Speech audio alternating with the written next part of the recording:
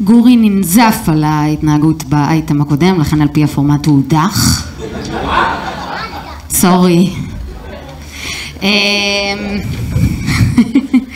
לפני עשרות הדמויות שהדר כתבה, הייתה דמות אחת שליוותה אותה במשך שנים.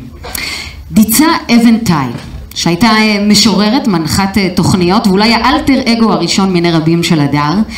דיצה הייתה פרודיה שלקחה את עצמה מאוד ברצינות, או משוררת רצינית שלקחה את עצמה מאוד בכלילות. אחרי המוות של הדר, חזרה המשפחה לכתבים ולהקלטות של דיצה, ומתוך כל מה שהיה שם, בחרה אלה אחותה של הדר שני שירים, שאותם מלחין אוהד חיטמן היקר ללב במיוחד להיום. אז הנה השיר הראשון, אני תולעים.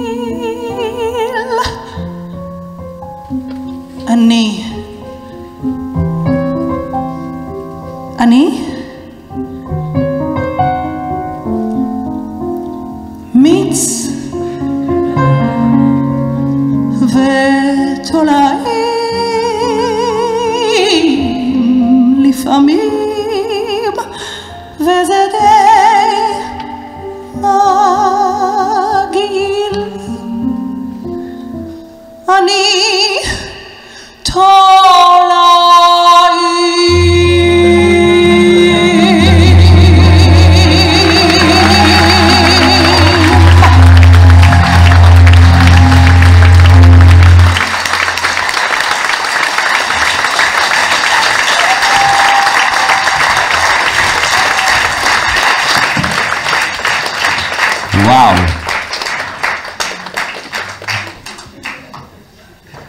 אני מרדים את הקטנה עם השיר הזה כל פעם, כל פעם.